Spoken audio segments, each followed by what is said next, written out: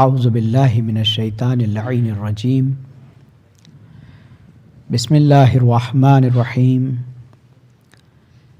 الحمد للہ الذی ہدانا لہذا وما کنا لنہتدی لولا ان ہدانا اللہ لقد جاءت رسل ربنا بالحق ثم الصلاة والسلام علی اشرف الانبیاء والمرسلین سیدنا و نبینا و شفیعنا و حبیب قلوبنا و طبیب نفوسنا مولانا و مول الکونین جد الحسن والحسین ابی القاسم مصطفیٰ محمد اللہم صلی علی محمد وآل محمد وعلی اہل بیتہ الطیبین الطاہرین المعصومین المظلومین منتجبین المنتخبین الغر المیامین ولعنت اللہ علی اعدائہم اجمعین من آنا الى قیام یوم الدین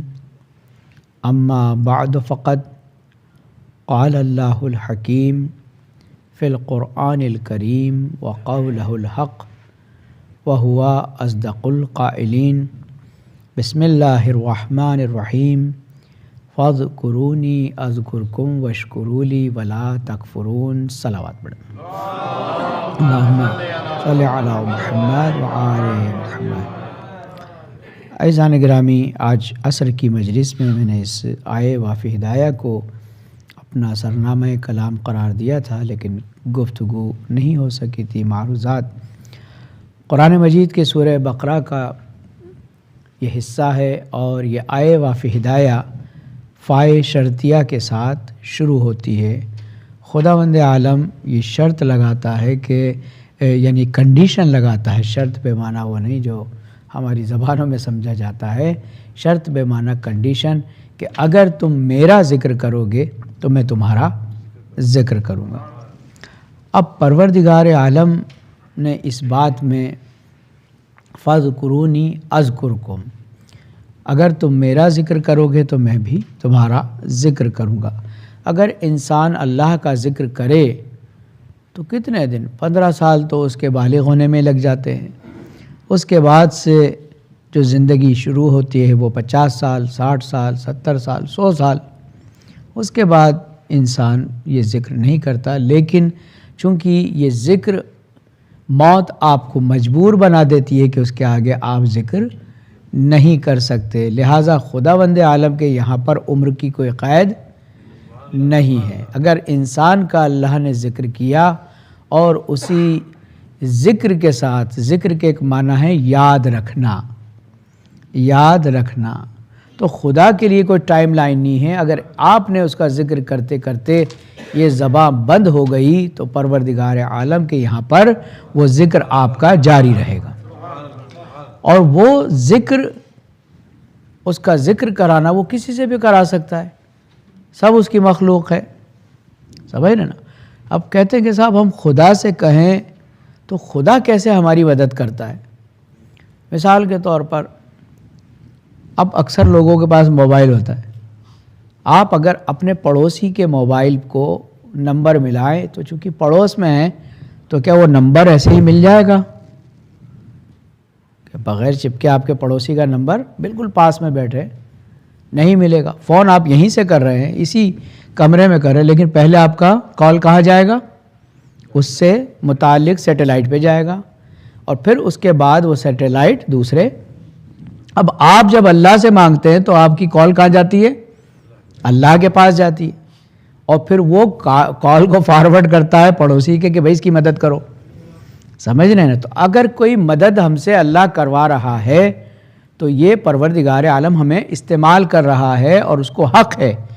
تو اگر آپ ایک دوسرے کے لیے دعا کرتے ہیں تو ہماری دعا اللہ کے پاس جاتی ہے، تو ایک دوسرے کی مدد وہ ایسے ہی کرواتا ہے کہ پروردگار عالم کہتا ہے کہ تم، یعنی ذکر کے معنی ریممبرنس بھی ہے کہ بھئی مجھے یاد رکھیے گا۔ خدا فرماتا ہے کہ اگر تم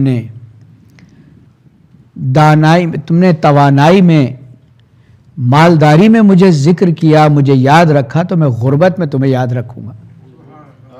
اگر تم نے ناتوانی میں، ضعف میں، بیماری میں مجھے یاد رکھا، صحت مندی میں مجھے یاد رکھا تو میں بیماری میں تمہیں یاد رکھوں گا۔ اگر تم نے تنہائی میں مجھے یاد رکھا تو میں تمہیں مجمع میں یاد رکھوں گا۔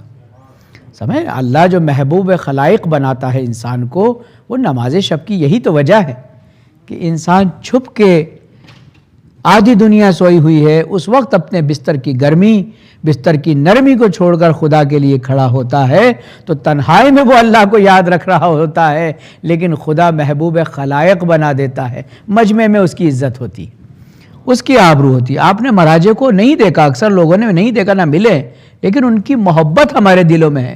اس کی وجہ یہی ہے کہ وہ اس کو یاد رکھتے ہیں اور خدا آپ کے ذریعے ان کو یاد کرواتا ہے۔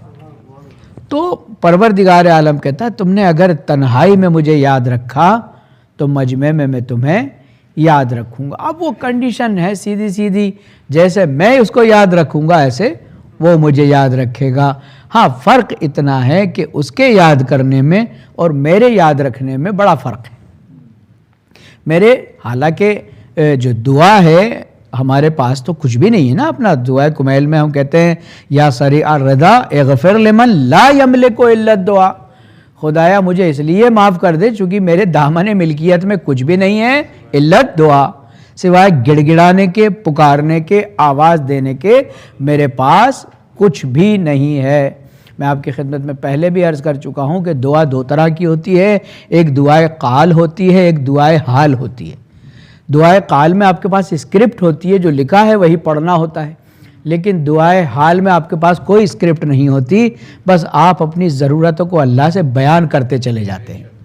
تو جو ماں دعا کرتی ہے وہ دعائے حال ہوتی ہے۔ ماں کو لفظوں کی ضرورت نہیں ہے اس سے مانگنے کے لیے، سمجھ، چاہے بیٹا کتنا ہی برا ہو، اتنے خوبصورت طریقے سے اس کو پیش کرتی ہے اللہ کی بارگاہ میں، یہ نادان ہے میرے معبود، اس وقت کچھ جیسا بھی ہے لیکن اس وقت وہ درد میں مبتلا ہے تو اس کے درد کو ختم کر دے۔ تو ماں جو دعا مانگتی ہے اس کے لیے نہ قبلہ رخ کی ضرورت ہے، نہ وضو کرنے کی ضرورت ہے، نہ اس کو اسکرپٹ کی ضرورت ہے۔ لہٰذا اس دعائے حال کو پروردگار عالم چاہتا ہے کہ ان دعاؤں کو پڑھتے پڑھتے تمہاری ایسی عادت ہو جائے کہ تمہارے زبان سے اچھے کلمات نکلیں۔ عزیزان گرامی، یہ جو زبان ہے نا، یہ بہت ہی important part of the body ہے۔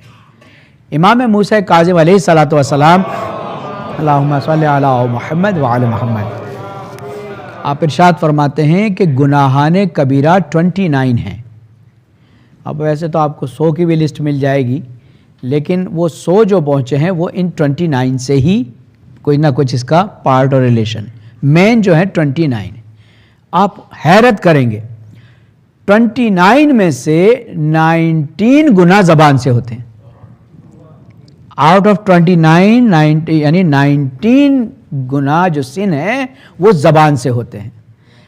امام زین العابدین علیہ الصلوۃ والسلام یہی تو فرماتے ہیں اللہم صلی علی محمد وآل محمد، کہ ہم اپنے باڈی کو بلڈ اپ کرنے کے لیے کتنے جتن کرتے ہیں، اپنی صحت و سلامتی کے لیے کتنی چیزیں کرتے ہیں، لیکن ہماری اس باڈی کا وہ پارٹ کہ جو ہمیں دنیا میں بھی سلامت رکھے گا اور آخرت میں بھی سلامتی دے گا، اس زبان کی ہم تربیت نہیں کرتے، سمجھ نا؟ تو زبان کی تربیت 19 گناہان کبیرہ کہ جو سیدھے انسان کو جہنم میں پہنچاتے ہیں وہ زبان سے ہوتا ہے، سمجھ؟ زبان، چونکہ ہر آدمی کے پاس ہر طرح کا امکان نہیں ہے، چونکہ گناہ کرنے کے لیے آپ کو پاور چاہیے، پیسہ چاہیے، اثر و رسوخ چاہیے، سمجھ رہے نا، طاقت چاہیے۔ تو جو لوگ ظلم کرتے ہیں، جبر کرتے ہیں، ان کے پاس سپاہی ہوتے ہیں، دولت ہوتی ہے، ان کے لوگ طرفدار ہوتے ہیں، لیکن زبان سب کے پاس ہے۔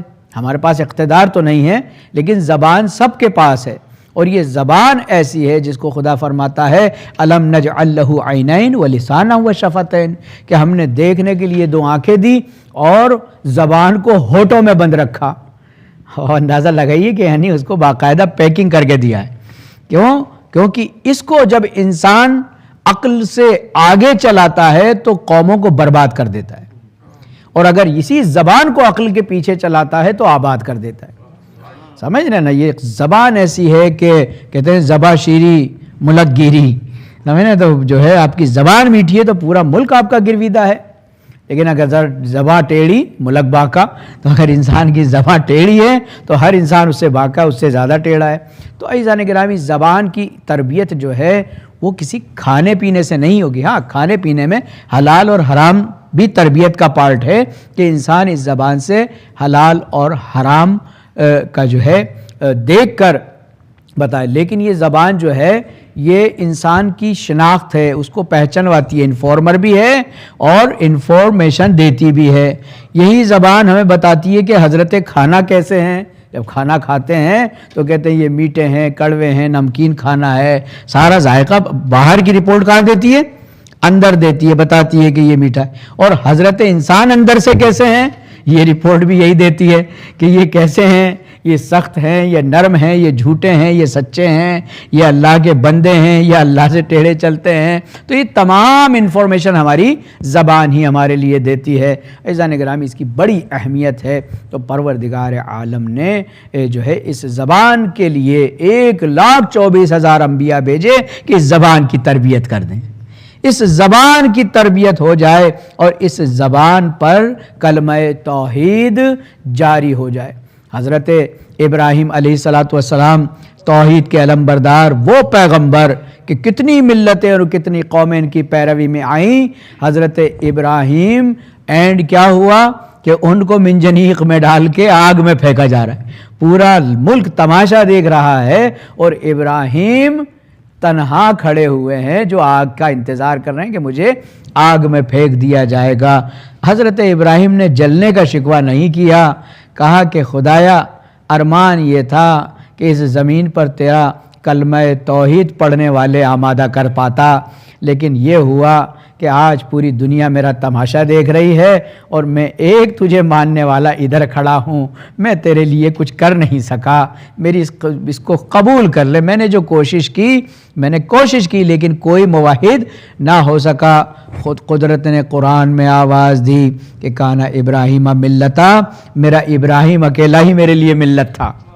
تو خدا بند عالم کے لیے یہاں کوانٹیٹی شرط نہیں ہے، کوالٹی شرط ہے کہ جس کوالٹی کا موحد حضرت ابراہیم زمین پر تھے، خدا نے کہا ابراہیم تم اکیلے میری ملت ہو، تم اکیلے ملت ہو، اور اب میں اس دنیا کو بھی دکھا دوں گا کہ جو ہمارا ہو جاتا ہے وہ ہمارے اختیار سے زندہ جیتا ہے اور ہمارے اختیار سے مرتا ہے۔ لہٰذا حضرت ابراہیم کو وہ آگ ہی تو جلا سکتے تھے، ظالم کیا کر سکتے تھے؟ آگ جلا سکتے تھے، اور اس میں بھی جس نے بھی مدد کی۔ بہت سی علامہ مجلسی نے چیزیں لکھی ہیں، کہتی ہیں کہ یہ شہد کی مکھی کے منہ میں شہد اس لیے میٹھا بن جاتا ہے چونکہ یہ وہ مکھی ہے کہ جو اپنے منہ میں پانی بھر کے آگ بجھانے چلی تھی، یہ وہ مکھی ہے کہ جو آگ بجھانے چلی تھی کہ خدایا میں اپنا تو حق ادا کر دوں، تیرا ابراہیم اس میں جلایا جائے گا، شاید آگ کو کچھ کم کر دوں۔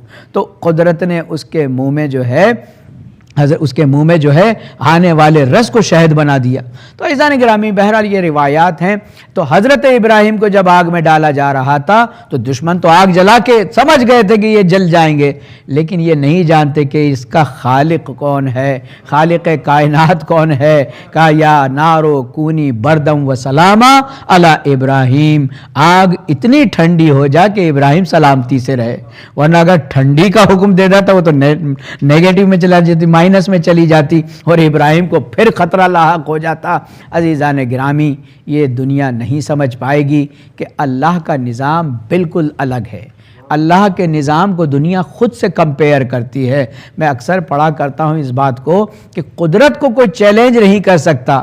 کیوں؟ ہمارا سسٹم کہتا ہے کہ اگر بریتھ نہ لے تو مر جائے، اگر سانس نہ لے تو مر جائے۔ اللہ نے بتایا اگر بچہ ماں کے پیٹ میں سانس لے لے تو مر جائے، اگر بچہ ماں کے پیٹ میں سانس لے لے تو مر جائے اور باہر نہ لے تو مر جائے۔ تو یعنی ہم جب اس کو زندہ رکھنا چاہیں تو سانسیں روک کر بھی ہم زندہ رکھتے ہیں، اور ہم زندہ رکھنا چاہیں تو سانسیں لے کے بھی زندہ رکھ سکتے ہیں۔ صلوات پڑھے محمد و آل محمد، اللہم صلی علی محمد۔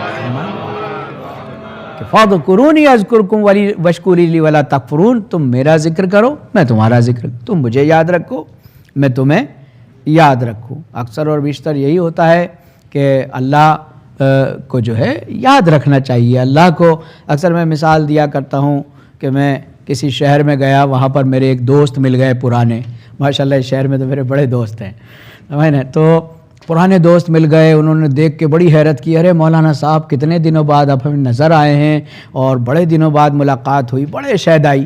ہم نے کہا کہ حضور پردیس میں میری ایک مدد کریں گے آپ؟ انہوں نے کہا کہ ہاں ضرور کریں گے. میں نے کہا ہمیں ذرا $100 کی ضرورت ہے. انہوں نے فوراً ہمیں نکال کے دے دیے.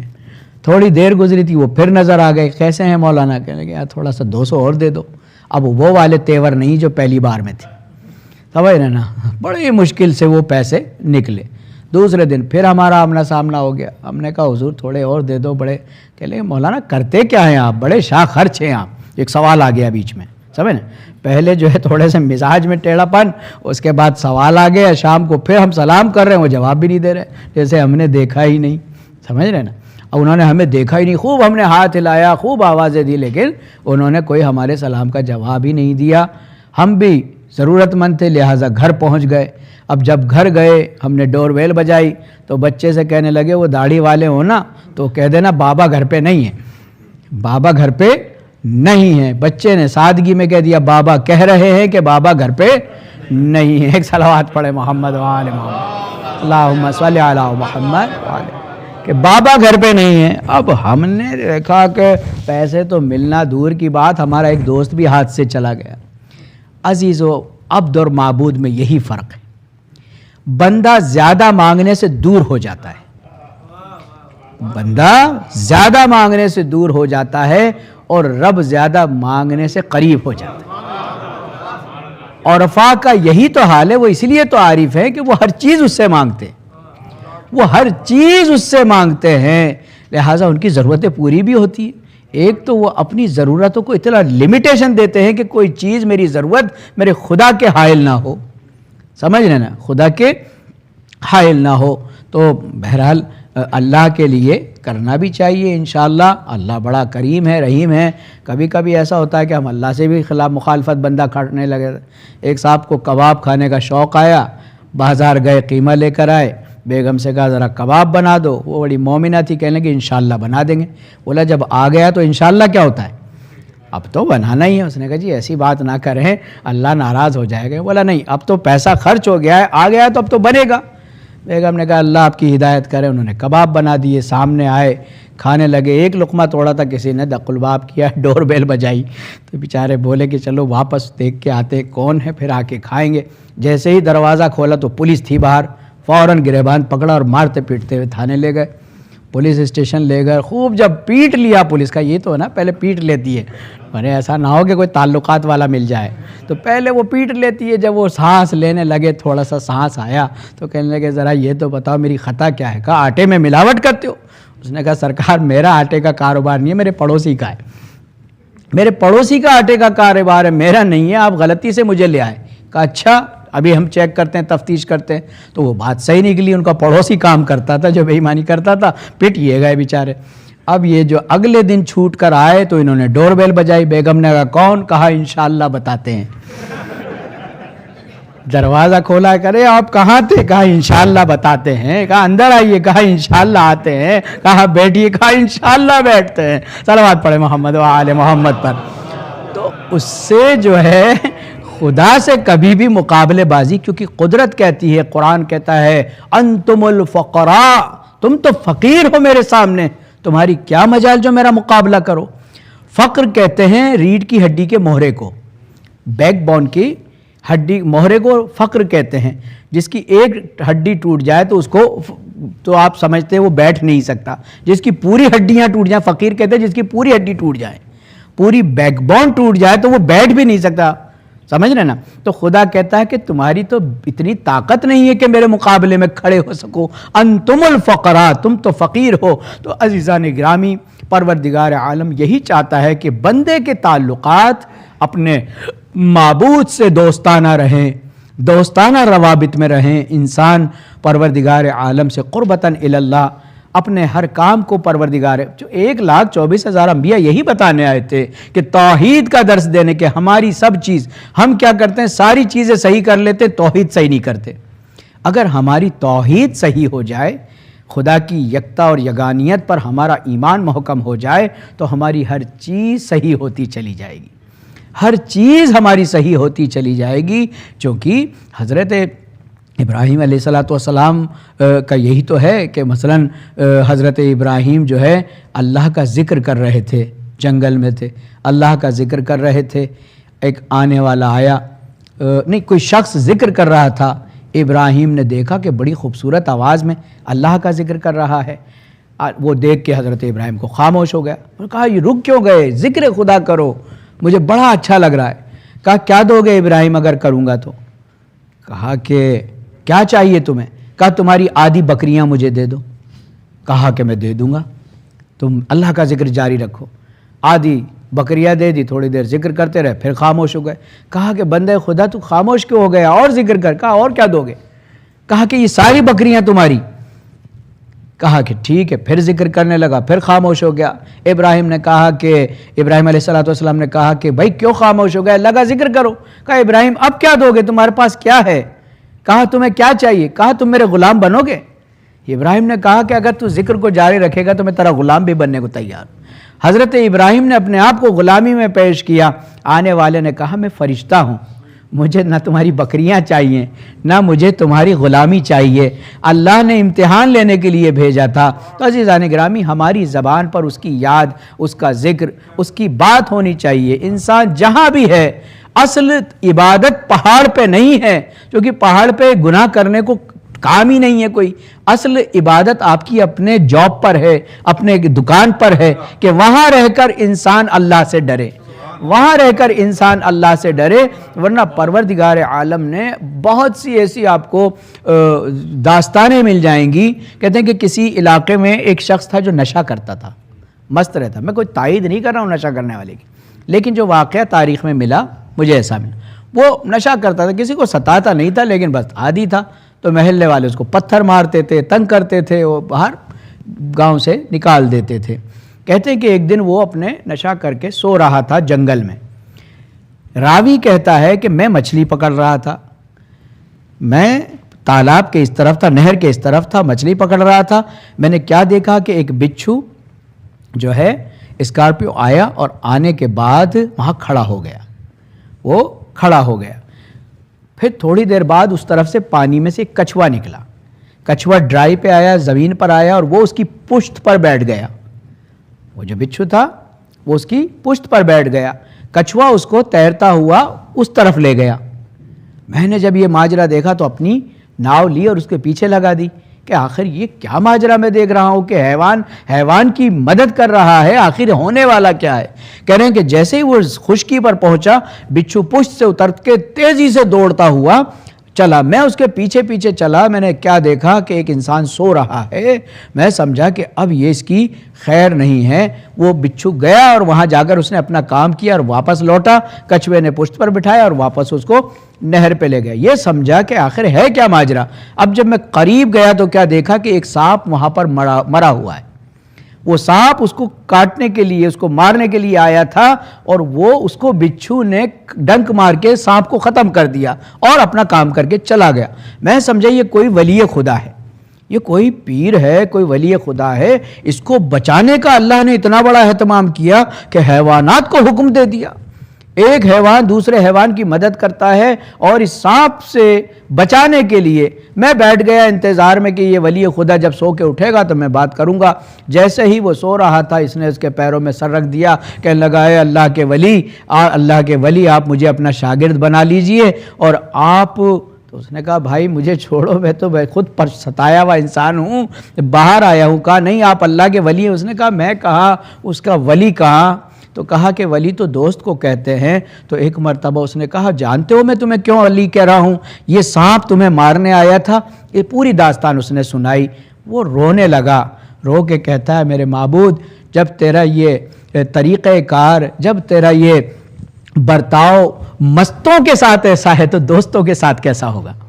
جب مستوں کے ساتھ تیرا برتاؤ ایسا ہے تو دوستوں کے ساتھ کیا ہوگا؟ میرے معبود آج معاف کر دے، آئندہ میں کبھی اس طرح کا کام نہیں کروں گا۔ تو عزیزان گرامی، انسان کی آنکھ جس وقت کھل جائے، آپ کی خدمت میں نے گزشتہ شب میں عرض کیا تھا کہ انسان حجاب تعلق کے ساتھ اس دنیا میں بھیجا گیا ہے، اور ایک حجاب انسان اپنے گناہوں کی بنیاد پر اور اپنے اوپر لاد لیتا ہے، وہ حجاب اس میں اڑچنیں پیدا کرتا ہے، اس کو عالم ملکوت سے ملنے نہیں دیتا۔ حجاب تعلق کو ختم کرنے کے لیے 1,24,000 انبیاء بھیجے گئے تاکہ انسان کو اس دنیا میں اٹکنے نہ دے، اور اس حجاب میں جو آیا ہے اس کو ایک عارف بنا کر پیش کریں۔ عزیزان گرامی، آپ جانتے ہیں 1,24,000 انبیاء کا جو ہدف تھا، جو گول تھا، اس گول کو امام حسین علیہ السلام نے سر کیا۔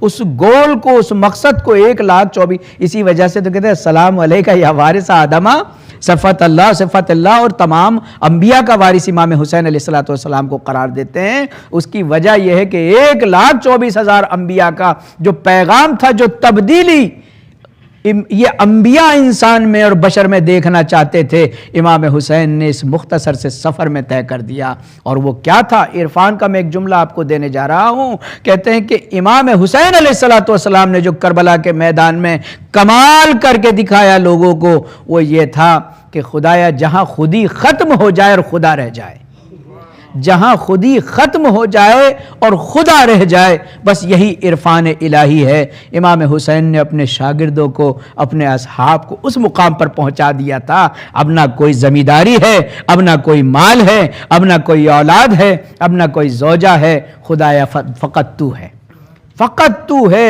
توحید کے اس درجے اور اس مقام پر امام حسین علیہ السلام نے اپنے غلام حضرت جون سے لے کر اور اس قبیلے میں سب سے زیادہ پڑھے لکھے ہوئے حضرت حبیب ابن مظاہر تک کے لیے یکساں توحید کر دی تھی کہ وہ فقیہ ہو کر بھی توحید کو سمجھ رہے تھے، یہ غلام ہو کر بھی توحید کو سمجھ رہا تھا۔ اس بھید بھاؤ کو امام حسین نے ختم کر دیا اور دلوں کو آئینے سے شیشہ بنا دیا۔ جب انسان کا دل آئینہ ہوتا ہے تو اس میں جب آپ مرر میں دیکھتے ہیں تو آپ خود نظر آتے ہیں، جب آئینے میں دیکھتے ہیں تو خود نظر آتے ہیں، جب آپ شیشے میں دیکھتے ہیں تو آپ کو دوسرے نظر آتے ہیں۔ ٹرانسپیرنٹ بنا دیا کہ اس طرف نظر آنے لگا۔ امام نے اپنے اصحاب کو بتا دیا کہ یہ تمہاری جو قربانی ہے یہ رائے گا جانے والی نہیں ہے، یہ خدا کی توحید کو بلند کرنے کے لیے ہے، لہٰذا تمہارا جو کردار ہے وہ صبح قیامت تک کے لوگوں کو جو ہے جان دے گا۔ کوئی انقلاب کربلا کی مانند نہیں ہو سکتا، چونکہ اس کا مقصد ہی للہیت تھی، اس انقلاب کا مقصد ہی توحید تھی۔ امام حسین علیہ السلام راستہ بتا گئے کہ اللہ تک کیسے پہنچا جاتا ہے۔ اس میں نہ غلام کی ضرورت ہے، نہ کسی امیر کی ضرورت ہے۔ امام کے اصحاب ایسے مقام پر آ گئے کہ چوتھا امام، زمانے کا امام، ان کو جب زیارت سار اللہ پڑھتا ہے تو کہتا ہے وَتَابَتِ الْأَرْضُ الَّتِي فِيهَا دُفِنْتُمْ فَأَفُزْتُ فَوْزًا عَظِيمًا فَيَا لَيْتَنِي كُنْتُ مَعَكُمْ فَأَفُوزَ معکم۔ امام فرماتے ہیں میرا سلام ہو میرے بابا کے جانثاروں پر جو جہاں دفن ہو گئے تو زمین چمکنے لگی۔ پڑھتے ہیں نا وَتَابَتِ الْأَرْضُ الَّتِي فِيهَا دُفِنْتُمْ، جس جگہ آپ دفن ہو گئے وہ زمین چمک رہی ہے، وہ کربلا کی زمین چمک رہی ہے، تابناک ہے، اور چمک کے معنی ہوتے ہیں نور، اور نور کے معنی ہوتے ہیں ہدایت۔ چونکہ جب کشتیاں بھٹک جاتی ہیں تو جس ساحل پر ان کو روشنی نظر آتی ہے وہ اپنا رخ اس طرف کر دیتے ہیں۔ لہٰذا امام حسین کو رسول اللہ نے فرمایا تھا ان الحسین مصباح الہدی و سفینۃ النجات، اگر تری سے خشکی کی طرف ہدایت پانی ہے تو حسین ہدایت کا چراغ ہے، اور اگر پانی میں ڈوبتے ہوئے نجات پانی ہے، غرق کے گناہ اگر تم ہو رہے ہو، اس سے نجات کے لیے سفینۃ النجات، حسین کا نجات کا سفینہ ہے۔ عزیزان گرامی، امام حسین علیہ السلام نے تو ہمارا جو مقصد، جو انبیاء کا مقصد تھا وہ حجاب تعلق سے دور کرنا تھا، لیکن 3 طرح کی غفلتیں انسان کو آ کر گھیر لیا۔ 3 طرح کی غفلتوں نے، ایک صلوات پڑھے محمد و آل محمد پر، اللہم صلی علی محمد و آل محمد۔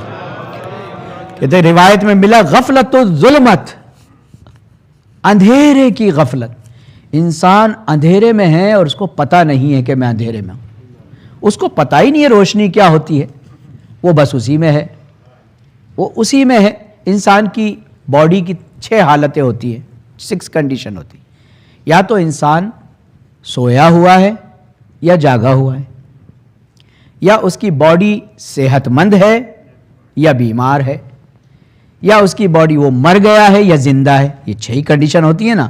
تو یہ جسم کی 6 کنڈیشن کوئی اتنی زیادہ اہمیت نہیں رکھتی، لیکن روح کی یہ 6 کنڈیشنیں ہوتی ہیں، یہ بڑی اہمیت رکھتی ہیں. اگر روح سو جائے تو آپ کے اڑوس پڑوس میں جتنے چاہے ظلم ہو جائے، آپ کی روح کو کوئی پرواہ نہیں. ہوتا ہے نا کہ ہمارے آس پاس ہوتا ہے، ہم بڑے بڑے قتل و غارت کو، ظلم کو ہم اپنے بریک فاسٹ کی نیوز میں سن لیتے ہیں. بریک فاسٹ کر رہے ہیں اور نیوز سن رہے ہیں. کتنا غافل بنا دیا انسان کو. پہلے ہوتا تھا کسی ایک کے مرنے کی خبر ہو جائے انسان کھاتے ہوئے چھوڑ دیتا تھا. اب تو وہ بریک فاسٹ ہی ان خبروں کے ساتھ کر رہا ہوتا ہے کہ دنیا میں یہ ہو گیا، دنیا میں وہ ہو گیا، کیونکہ اس کی روح کو سلا دیا گیا. اس کی روح کو سلا دیا گیا. تو کہتے ہیں کہ یا روح جاگی ہوئی ہے یا بیدار ہے. جب روح جاگی ہوئی ہوتی یا بیدار سوئی ہوئی ہے تو اس کے سامنے جو فرق نہیں پڑتا، لیکن اگر روح بیدار ہے تو عزیزان گرامی وہ بڑی ہے. تو جو سویا ہوا ہے وہ ظلمت میں ہے، اس کی غفلت جو ہے وہ ظلمت میں ہے، اور جو جاگا ہوا ہے اس کو کہا جاتا ہے کہ انسان نورانی ہے، نور کی طرف ہے اگر اس کی روح جاگی ہوئی ہے. آپ نے سنا ہوگا ہارون رشید کے بیٹے امین اور مامون کے بارے میں سنا ہے نا. اس کا ایک بیٹا اور تھا، کہتے ہیں 4 بیٹے تھے، لیکن ایک بیٹا جو تھا اس کا نام تھا احمد. وہ پھٹے حال رہتا تھا. وہ امام موسیٰ کاظم کا شاگرد تھا. آپ اندازہ لگائیے کتنا فرق پڑتا ہے امام کے دور رہنے میں اور امام کے پاس رہنے میں. دور رہنے والا غافل ہو جاتا ہے، پاس رہنے والا بیدار رہتا ہے. امام کا وہ صاحب لوگوں نے شکایت کی کہ ہارون تیرا یہ بچہ کیسے پھٹے حال رہتا ہے، اس کو پہننے کا یہ شاہی گھرانے کا ہے. تیرے 2 بیٹے تو آپس میں یہ تیاری کرتے ہیں کہ کون تیرے بعد خلیفہ بنے، اور یہ جو ہے کسی حال میں نہیں ہے، صرف عبادتیں کرتا رہتا ہے، عجیب و غریب کام کرتا ہے، لباس اچھا نہیں پہنتا. تو ہارون رشید نے کیا کیا، اس کو مصر کا گورنر بنا دیا. کہا کہ میں نے تمہارے لیے نامہ لکھ دیا ہے، تم مصر جاؤ اور اتنا مال جتنا میں اوروں کو دیتا ہوں اس سے 3 گنا تمہیں دیتا ہوں. تو اپنا حساب کتاب اچھا کرو، اچھا لباس پہنا کرو، تم میرے بیٹے ہو، ہارون الرشید کے بیٹے ہو. اس نے کہا بابا مجھے ان سب پہ کوئی لگاؤ نہیں ہے، کوئی دلچسپی نہیں ہے، مجھے آپ کی کوئی امارت، کہیں کا گورنر مجھے کچھ نہیں بننا ہے. کہا کیوں نہیں بننا ہے؟ کہا کہ بابا آپ کے 2 بیٹے ہیں نا، اور بیٹے ہیں نا، امین مامون اور ایک اور تھا تیسرا. کہتے ہیں کہ اتنے بیٹے ہیں ان کو آپ بنا دیجئے. کہا کہ تم بھی میرے بیٹے ہو. کہا کہ بات یہ ہے بابا آپ کے تو پھر بھی اور بیٹے ہیں، ایک میں آپ کے ہاتھ سے نکل بھی جاؤں گا تو کیا فرق پڑے گا، لیکن میرے ایک خدا ہے، اگر وہ میرے ہاتھ سے نکل گیا تو میں کہیں کا نہیں رہوں. ایک میرا خدا ہے اور اگر وہ میرے ہاتھ سے چلا گیا تو میرے پاس کچھ رہنے والا بچنے والا نہیں ہے، لہٰذا مجھے میرے حال پہ چھوڑو. اس نے کہا نہیں، تمہیں کل سفر کرنا ہے اور وہاں کی گورنر تمہیں والی مصر بننا پڑے گا.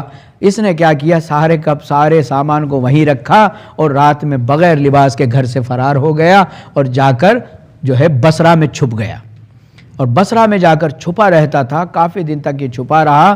اس کے بعد یہ کیا کرتا تھا، مزدوری کرتا تھا، یہ لیبر کا کام کرتا تھا اور پورے ہفتے یہ عبادت کرتا تھا اور صرف سیٹرڈے کو کام کرتا تھا. اس لیے اس کا نام احمد سبتی پڑ گیا تھا.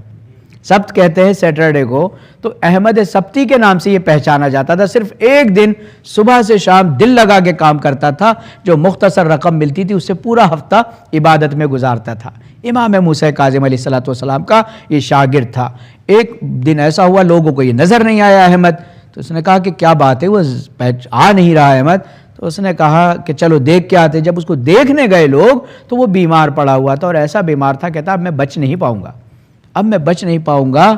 تو کہا کہ میں اس پردیس میں کچھ قرضدار ہو گیا. عزیزان گرامی جو قرضہ ہے نا یہ بہت امپورٹنٹ ہے، اس کو ہلکا مت لیجیے. امام حسین علیہ السلام نے کربلا میں کسی سے کچھ نہیں پوچھا، اپنے ساتھیوں سے صرف یہ پوچھا تم میں کوئی قرضدار تو نہیں ہے. ایک شخص نے کہا مولا میں قرضدار ہوں. کہا کس کے؟ کہا وہ فوج شام میں ہے. امام نے ہبہ کیا مال کہ میری طرف سے یہ ہدیہ، جاؤ اپنا قرضہ ادا کر کے آؤ.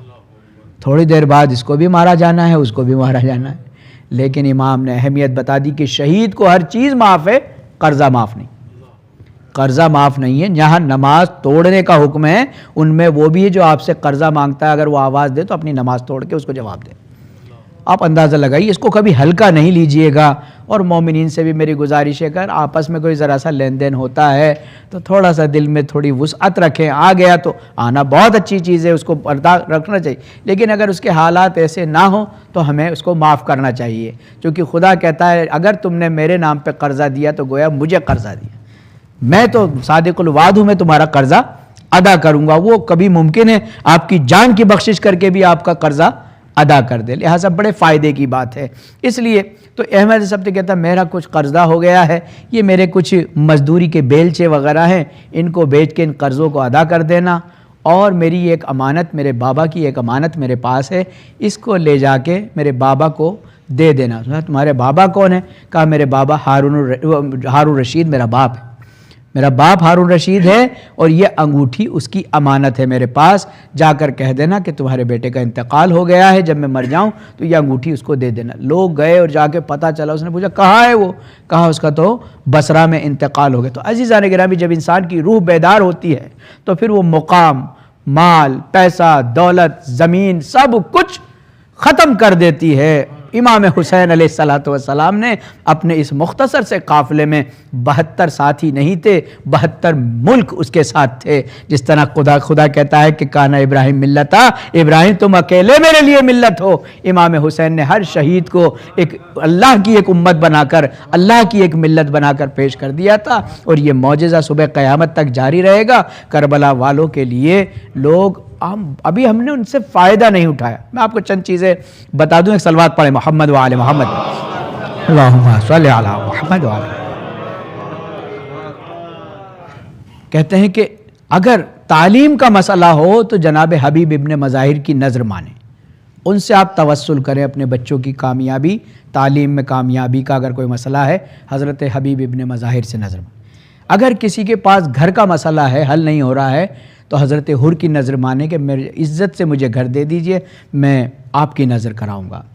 اگر نوکری کا مسئلہ ہے، انسان کی کاروبار کا مسئلہ ہے، حضرت جون کربلا میں امام حسین کے ایک غلام تھے جنہیں بڑا شرف ملا ہے، یہ جون غلام ضرور تھے، ابو ذر غفاری نے علی کو دیا، علی نے حسن مجتبیٰ کو دیا، حسن مجتبیٰ نے امام حسین کو دیا، اور یہ وہ غلام ہے کہ یہ اپنا پیٹ اماموں کی بچی ہوئی روٹی سے پورا کرتا تھا۔ کبھی جون نے سیپریٹ کھانا نہیں کھایا، انتظار کرتا تھا میرے اماموں کا کچھ بچ جائے تو میں کھا لوں۔ تو عزیزان گرامی، اللہ نے اس کو کیا مرتبہ دیا ہے۔ کبھی بھی آپ کو روزگار کا مسئلہ ہو، حضرت جون سے آپ توسل کیجیے۔ شادی کا مسئلہ ہو، حضرت وہب کلبی سے آپ توسل کریں۔ اگر بیماری کا مسئلہ ہے، کوئی سولوشن نہیں مل رہا ہے، تو جناب زہیر ابن قین کربلا میں واحد تھے جو ڈاکٹر تھے، امام حسین کے خیمے میں یہ ڈاکٹر تھے، آپ ان سے توسل کریں، یہ ضرور آپ کو ایک راستہ بتاتے ہیں، ضرور آپ کو راستہ بتاتے ہیں۔ بہرحال کربلا کے جو بزرگان ہیں، کربلا کے جو شہداء ہیں، ان کا اپنا ایک مرحلہ ہے۔ تو انسان غفلت 3 قسم کی ہے، غفلت ظلمت، اس کو دور کرنے کے لیے کہتے ہیں کہ جب انسان غفلت ظلمت میں ہوتا ہے، اندھیرے میں ہوتا ہے، یہ اتنا گناہگار ہو جاتا ہے کہ نور اندر نہیں آ سکتا، نور اندر نہیں آ سکتا۔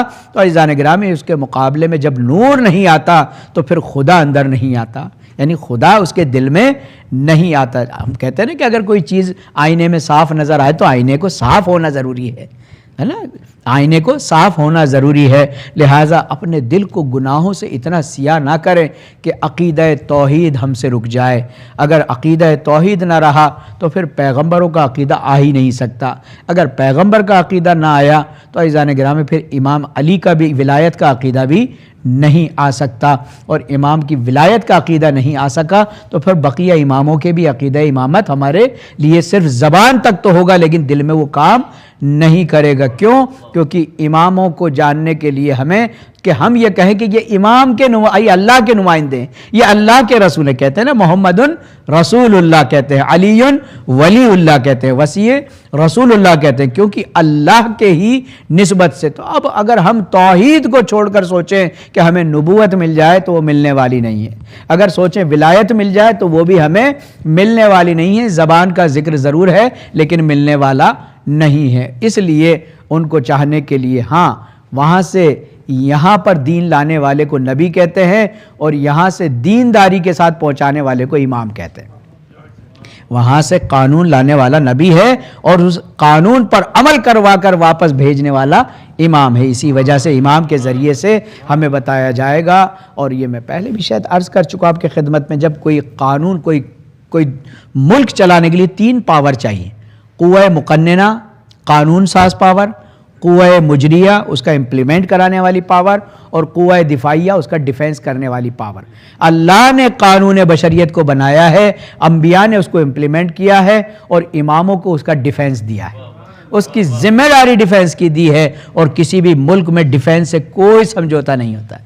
اس لیے ہمارا عقیدہ امامت کہتے ہیں ہر ایک در پر بھٹکنے والے بھلا بھٹکنے سے کیا ملے گا، نہ یوں کبھی راہ مل سکے گی نہ یوں کبھی راستہ ملے گا. تلاش منزل جو واقعی ہے، پتے کی بات میں ایک بتا دوں، علی سے مل کر نبی ملیں گے، نبی سے مل کر خدا ملے گا. صلوات پڑھے محمد وآل محمد وآل محمد. تو ہمیں اگر اللہ کو اپنے اس میں رکھنا ہے، اپنی اللہ کو جو ہے اس میں رکھنا ہے. اس کے بعد کہتے ہیں کہ غفلت ہوتی ہے ضلالت، گمراہی کی.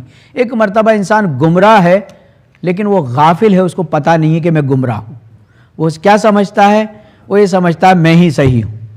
سمجھ رہے نا، میں ہی صحیح ہوں. وہ اپنے آپ کو صحیح. لاجک کا ایک قانون ہے اور اسی قانون کو اگر سمجھ جائے نا جھگڑے ختم ہو جائے. لاجک کا قانون ہے ہر گیند گول ہے، ہر گول گیند نہیں ہے. سمجھ رہے نا، ہر گیند گول ہے لیکن امریکہ کی گیند بھی گول نہیں ہوتی. صلوات پڑھے محمد وآل محمد اللہم صلی علی محمد. یعنی ہر گیند گول ہے لیکن اس کے معنی یہ نہیں کہ ہر گول گیند ہے. بہت سے لوگ کہتے ہیں میں صحیح ہوں. ارے سرکار صحیح ہے لیکن یہ صحیح نہیں ہے کہ آپ کے سوا دوسرا صحیح نہیں ہو سکتا. سمجھ نا. تو یہ جھگڑے جو ہمارے یہاں پر، چاہے وہ کمیٹیوں کے جھگڑے ہوں، چاہے وہ کمیونٹی کے جھگڑے ہوں، چاہے وہ خاندانوں کے جھگڑے ہوں، اس میں ایک آدمی کو یہ وہم ہو جاتا ہے، اس کو یہ دھوکہ ہو جاتا ہے. دھوکہ کہتے ہیں کہ وہ سمجھتا ہے کہ میں یہ ہوں. سمجھ، وہ کہتا ہے نا، خدا کہتا ہے یا ایھا الانسان ما غرک بربک الکریم، اے میرے انسان تجھے تیرے رب کریم کے سلسلے میں کس نے دھوکہ دے دیا. الذی خلقک، میں نے تو تجھے خلق کیا ہے، فسواک، اور تجھے بہت کچھ دیا ہے، فعدلک، تیرے ساتھ انصاف کیا ہے. اس کے باوجود تو مجھ سے ناراض چل رہا ہے، مجھ سے دور دور چل رہا ہے، حالانکہ میں تیری حیثیت کو بھی جانتا ہوں، تیری خصلت کو بھی جانتا ہوں، میں جانتا ہوں تو کیا ہے. خداوند عالم کہتا ہے نا کہ ان الانسان لیطغی ان رآ استغنا، انسان کا جب پیٹ بھرتا ہے تو یہ باغی بن جاتا ہے. اس کو دیکھنا ہے تو جب دیکھو جب اس کا پیٹ بھرا ہوا ہو. ان رآ استغنا، اسے اس وقت دیکھو جب یہ غنی ہو جائے. جب یہ بیچارہ نادار ہوتا ہے تو بڑا گڑ گڑا کر دعا مانگتا ہے کہ میرے معبود میرا یہ کر دے. جیسے ہی توانائی آتی ہے تو یہ ہمارا باغی ہو جاتا ہے. ان الانسان لیطغی ان رآ استغنا، اس کو بغاوت کو دیکھنا ہے تو اس وقت دیکھو کہ جب یہ ناداری سے دارا ہو جائے، یہ بھوکے سے پیٹ بھرا ہو جائے، یہ پیاسے سے جو سیراب ہو جائے، پھر یہ ہم سے بغاوت کرتا ہے. ہاں پھر بھی ہم اس کو معاف کرتے رہتے ہیں کیونکہ ہم نے اس کو معافی کے سلسلے کو اتنا رکھا کہ ہم اس کو حجاب گناہ میں جانے نہیں دینا چاہتے. اللہ کہتا ہے کہ میں نے تمہاری عزت اور آبرو پر حیا کے 70 پردے ڈالے ہیں. جب تم ایک گناہ کبیرہ کرتے ہو تو ایک پردہ چاک ہو جاتا ہے، دوسرا کرتے ہو تو دوسرا چاک ہو جاتا ہے، یہاں تک کہ جب 69 پردے پھٹ جائیں اور اگر تم مجھ سے توبہ کر لو تو میں واپس 70 کر دیتا ہوں. یہی وجہ ہے کہ وہ ستار العیوب کہلاتا ہے. ستار کہتے ہیں ستر چھپانے والے کو، اور ستار یعنی بہت زیادہ چھپانے والا. عیوب جمع ہے عیب کی، ہمارے عیبوں کو چھپاتا ہے، وہ بتانا نہیں چاہتا کہ یہ کون ہے. اور یہی وجہ ہے کہ حضرت موسیٰ کا زمانہ ہے، پانی کا قحط ہو گیا، بارش نہیں ہو رہی، خشکا ہو رہا ہے، سب مر رہے ہیں، حیوانات مر رہے ہیں، بچے پیاسے، کوئی پانی نہیں. سب نے کہا موسیٰ دعا کرو. حضرت موسیٰ نے کہا پورا گاؤں چلے گا, پورا دیہات جو ٹاؤن تھا وہ sub out of the town جائیں گے, جنگل میں جا کے اللہ سے دعا کریں گے. جیسے ہم نماز استسقا پڑھتے ہیں نا کہ تمام چیزیں, بچوں کو ماؤں سے جدا کر دو, ان کی چیخ پکار, یہ تمام چیزیں اللہ کی رحمت کے لیے دعا کی جاتی ہے. تو کوئی بارش نہیں. موسیٰ نے بڑی دعائیں کی, کہا موسیٰ کیوں ہمیں پریشان کرو, جاؤ طور پہ پوچھ کر آؤ مسئلہ کیا ہے. طور پر گئے کہ خدایا تو ہماری دعا قبول کیوں نہیں کر رہا. کہا کہ موسیٰ اس مجمع میں ایک گناہگار بیٹھا ہے جس کا گناہ اتنا بڑا ہے کہ تم سب کی دعائیں و تحبس الدعا, مولا کائنات نے بتا دیا دعائیں میرے معبود میرے وہ گناہ ہمارے معاف کر دے کہ جو میری دعا کو قید میں کر دیتے ہیں, تجھ تک جانے ہی نہیں دیتے. تحبس الدعا و تنزل البلا, مولا کائنات نے انشاءاللہ دعائے کمیل کو آپ ضرور پڑھا کریں. یہ عرفانی دعا ہے, اس میں اللہ مولا کائنات نے 18 طرح کی اپلیکیشن بیان کی ہیں معاف کرانے والی. معافی کی 18 اپلیکیشن ہے دعائے کمیل میں. ہم بڑی عرفانی دعا ہے. خداوند عالم ہم سب کو توفیق دے کہ ہم اماموں کے سائے میں اس کو پڑھیں, چونکہ سید سجاد نے جو اس سمجھایا ہے اس دعا کو کوئی نہیں سمجھا پایا. تو عزیزان گرامی, خداوند عالم نے کہہ دیا موسیٰ ایک گناہگار بیٹھا ہے. موسیٰ واپس آئے, آ کے کہنے لگے کہ اس مجمع میں ایک گناہگار بیٹھا ہے, اس لیے کلیم خدا کی دعا بھی قبول نہیں ہو رہی. میری درخواست ہے وہ گناہگار کھڑا ہو کے چلا جائے, وہ گناہگار کھڑا ہو کے چلا جائے. تو آواز آئی کہ موسیٰ جس خدا نے یہ بتا دیا اس مجمع میں گناہگار بیٹھا ہے تو یہ بھی بتایا ہوگا وہ کون ہے. کہا وہ یہ تو نہیں بتایا.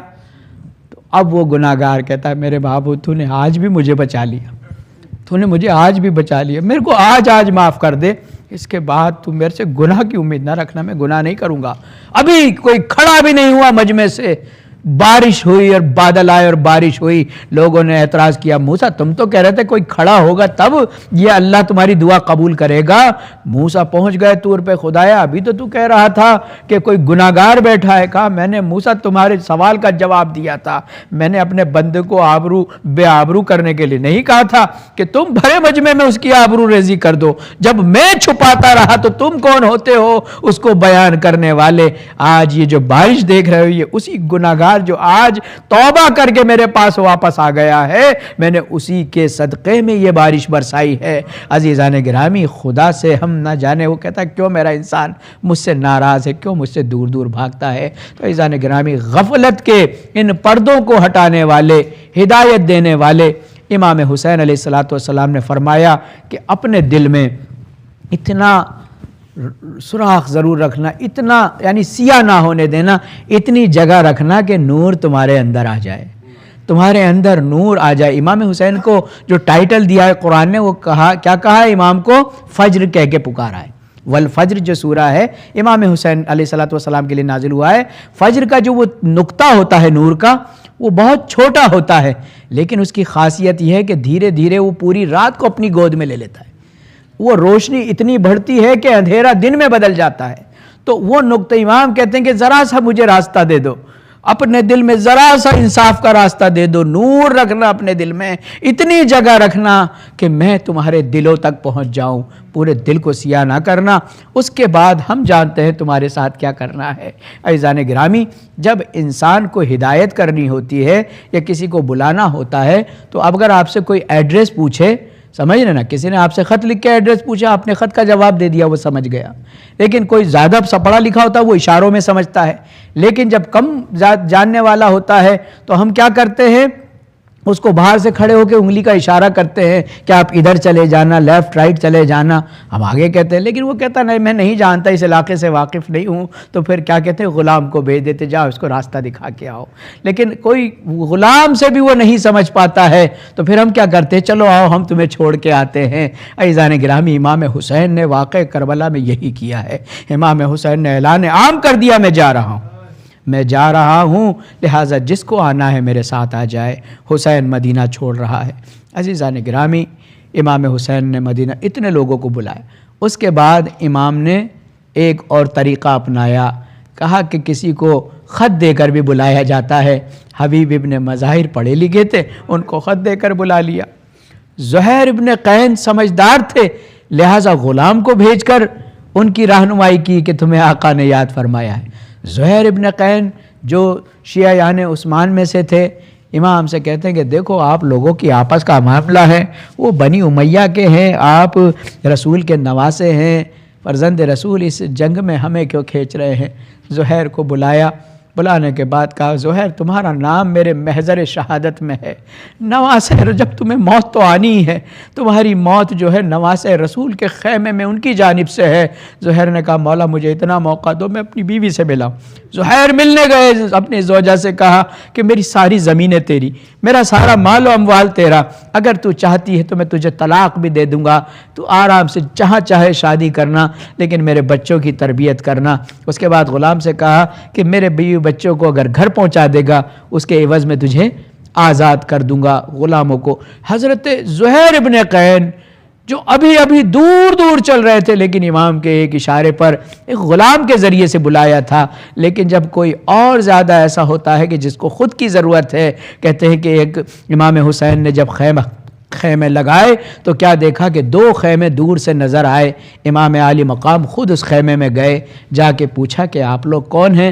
ایک ضعیفہ باہر نکلی، کہا کہ میرا نام قمر ہے، ہم عیسائی ہیں، میرا نام قمر ہے، میرا ایک بیٹا ہے جس کا نام وہب کلبی ہے، اور ایک نہیں اس کی شادی ہوئی ہے، اس کی زوجہ جو ہے ہانی ہے، لہٰذا ہم 3 لوگوں کا قافلہ ہے، چند دنوں ہو گئے، ہمارے پاس پانی ختم ہوتا جا رہا ہے، لیکن ہمارے پاس پانی تلاش کر رہے مل نہیں رہا، اگر پانی ملے تو ہم اپنے سفر کو آگے بڑھائیں۔ شہزادہ خود چلا گیا کیونکہ بڑا ہدایت پانے والا تھا، اس کو بہت ضرورت تھی، کہا کہ اگر تمہیں پانی کی تلاش ہے، خیمے کے پیچھے لے گئے، ٹھوکر ماری، دیکھا چشمہ جاری کر دیا، کہا کہ ٹھیک ہے اپنے بیٹے سے کہنا پانی تلاش نہ کرے، لیکن ہاں ایک بار مجھ سے ضرور مل لے۔ کہا آپ کون ہیں؟ کہا کہ میں نواسہ رسول ہوں۔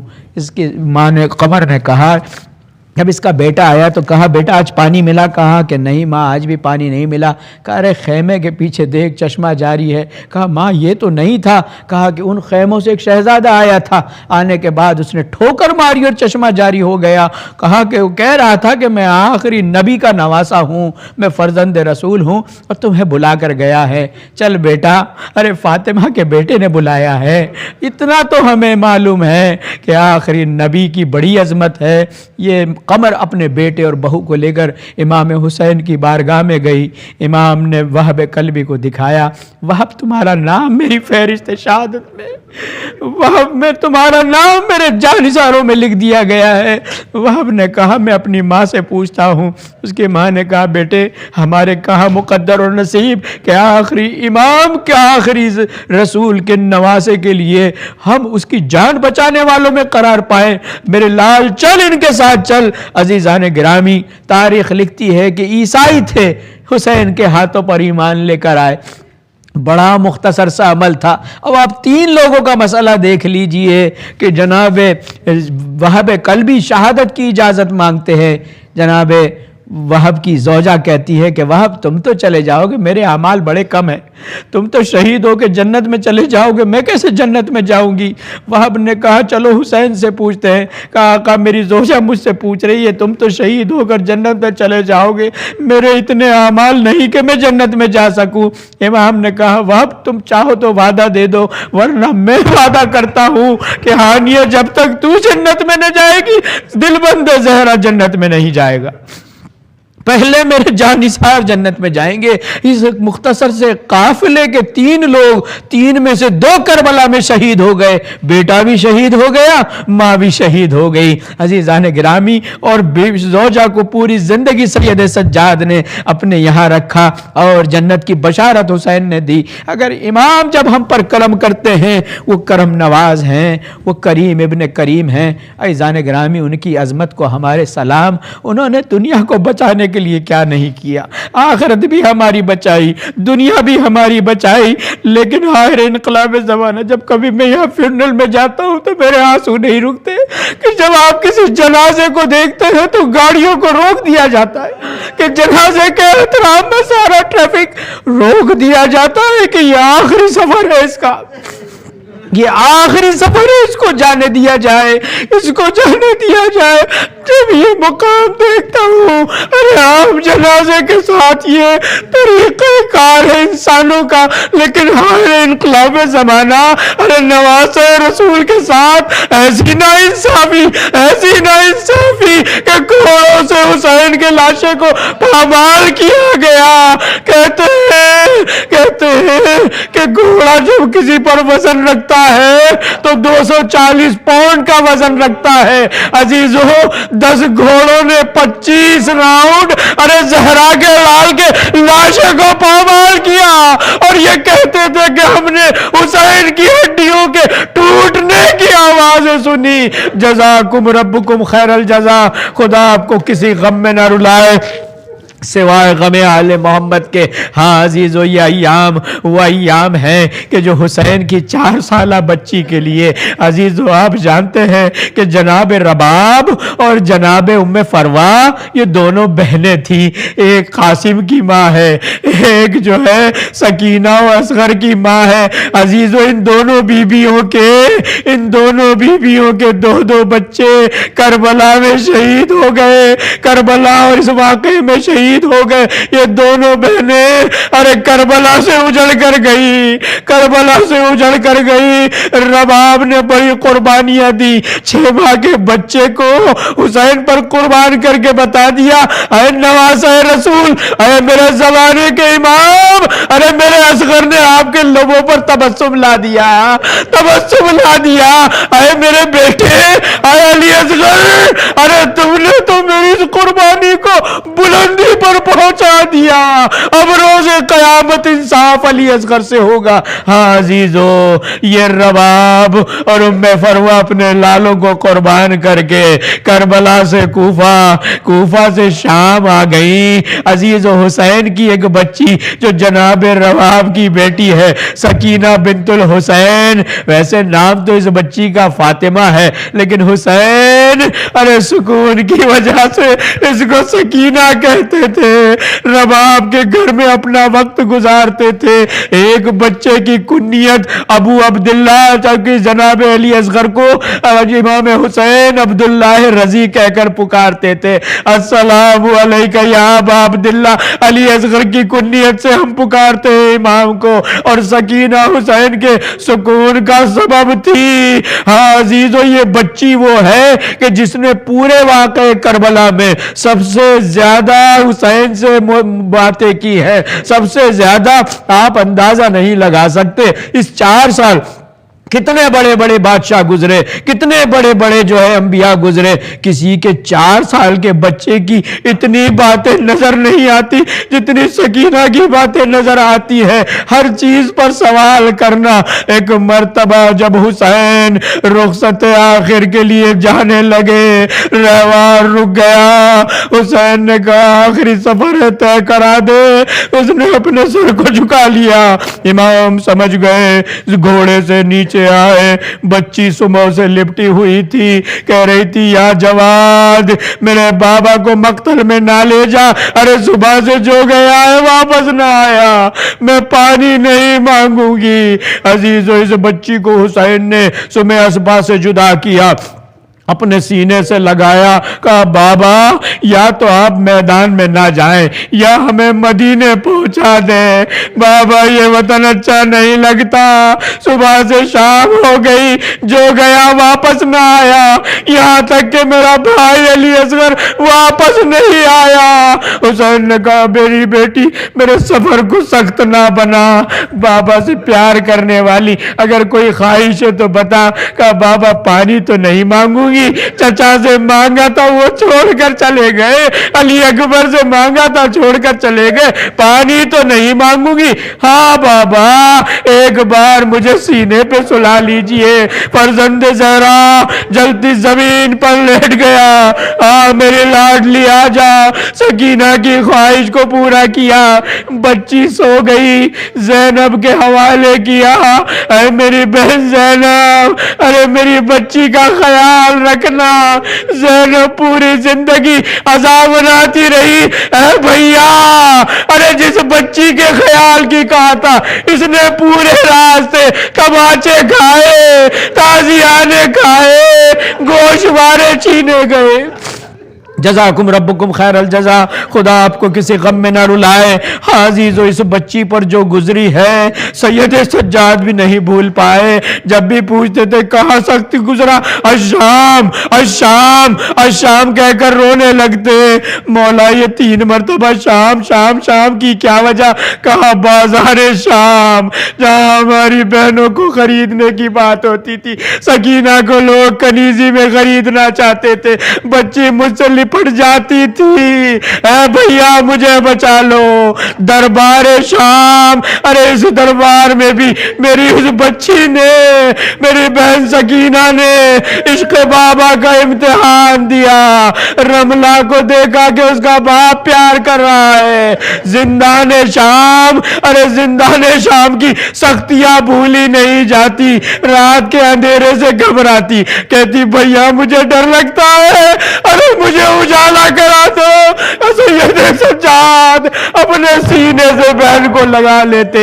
شام صبح بیٹھتی, بھیا یہ پرندے کہاں جا رہے ہیں؟ کہا یہ اپنے روزگار پہ جا رہے ہیں, اپنی روزی پر جا رہے ہیں. شام کو پھر دیکھتی, کہتی بھیا اب یہ کہاں جا رہے ہیں؟ کہا سکینہ یہ اپنے گھروں میں جاتے ہیں. بھائی کے باہوں میں گلے میں باہیں ڈال کے کہتی اے بھیا ارے ہم اپنے گھر کب جائیں گے؟ اے بھیا یہاں تو پانی بھی نہیں ملتا, کھانا بھی نہیں ملتا, جھڑکیاں ملتی ہے, تازیانے ملتے ہیں, تماچے ملتے ہیں. ہر روز سکینہ روتی, خاموش ہو جاتی. ایک شب ایسی آئی, یہ بچی رات کے اندھیرے میں ہائے بابا ہائے بابا ہائے بابا کی آوازیں بلند کرتے ہوئے بیٹھ گئی, رونے لگی. بیویوں نے سید سجاد کے پاس بھیجا, اے سکینہ چپ ہو جاؤ, آج یہ بچی خاموش نہیں ہوتی. ارے رات سے صبح ہو گئی. داروغہ زندان نے کہا کیا بات ہے؟ کہا کہ اس نے بابا کو خواب میں دیکھ لیا, اب یہ ان کو دیکھنا چاہتی ہے. اس نے دربار میں کہلوایا. دربار سے یزید ملعون نے ارے سر حسین کو بھیج دیا. زندان میں قیامت آ گئی. بچی کے ہاتھ آغوش میں باپ کے سرے ہوئے سر کٹے ہوئے سر کو دے دیا گیا. بچی نے اپنے رخساروں کو باپ کے رخسار پر رکھ دیا. کہتی ہے بابا من الذی ایتمنی, بابا مجھے کس نے یتیم بنا دیا؟ اے بابا کس نے آپ کی داڑھی کو خون سے بھر دیا؟ یہ بچی روتے روتے حسین کے رخسار پر سو گئی. سکینہ سے جب سر لیا گیا, دونوں ہاتھ زمین پر ڈال کر یہ بچی زمین پر گر گئی. سید سجاد نے آواز دی اے بہن, ارے دیار غربت میں ہمیں چھوڑ کر چلی گئی. غسالہ کو بلایا, غسل کی تیاریاں ہوئی. اب غسالہ نے چاہا غسل کے لیے کرتا اتار دے, رونے لگی. سید سجاد کے قدموں میں گر گئی. اے بھائی ذرا یہ بتائیے بچی کس مرض میں مبتلا تھی؟ امام نے پوچھا کیوں؟ کہا کہ مرض میں مبتلا تھی. امام نے کہا ارے یہ اپنے بابا کی جدائی کے مرض میں مبتلا تھی. کہا نہیں سید سجاد, ارے میں کرتا اتارتی ہوں, ارے پشت کی کھال کرتے کے ساتھ نکل آتی ہے. ایک مرتبہ یہ صبر کا شہنشاہ زمین پر سجدہ کرتا ہے, ارے میرے معبود, ارے میری بہن کو اتنے تازیانے مارے گئے, کرتا پشت سے چپک گیا. کہا نہیں اسی کرتے میں سے دفنایا جائے گا. سید سجاد نے زندان شام میں ایک ننھی سی قبر بنائی, بہن کو قبر میں اتارا. کہا سکینہ ارے سب سے زیادہ آزادی کی خواہش رکھتی تھی, اے بہن ان قریب ہم آزاد ہو کے چلے جائیں گے, لیکن صبح قیامت تک تجھے اسیران کربلا کے نام سے پہچانا جائے گا۔ عزیزو ادھر چچا سکا کا لقب لیے نہر فرات میں سویا ہے، ادھر بھتیجی ارے اسیری کا لقب لے کر زندان شام میں۔ ہاں عزیزو جب یہ رہائی ہوئی، جناب رباب نے سکینہ کی چادر اور گوشوارے لیے، کہا اے زینب ارے رباب زندان جانا چاہتی ہے، تمام بیویاں زندان میں۔ قبر سکینہ پر رباب آ کر لپٹ گئی، اے بیٹا ارے یہ تیری چادر، یہ تیرے گوشوارے، اے سکینہ ارے تیرا بابا کربلا میں، میرا بچہ کربلا میں، تو شام میں، اے میری لاڈلی رباب خالی ہاتھ مدینے جائے گی۔ عزیزو مدینے پہنچے، زینب روضہ رسول میں آ گئی، گٹھڑی کو کھولا، زینب نے مصیبتیں بیان کر کے کہا اے نانا ارے اپنی نوازی کے اس غم کو سمجھ لے، اے نانا تیری امت کے تحفے زینب لے کر آئی ہے۔ زینب نے چند جلی ہوئی جھولے کی لکڑیاں نکالی اور ایک خون بھرا کرتا اور گوشوارے نکالے، قبر نبی پر رکھ دیے، نانا تیری امت کے تحفے زینب کربلا و شام سے لائی۔ الا لعنت اللہ علی القوم الظالمین وسيعلم الذین ظلموا أي منقلب۔ ماتم حسین۔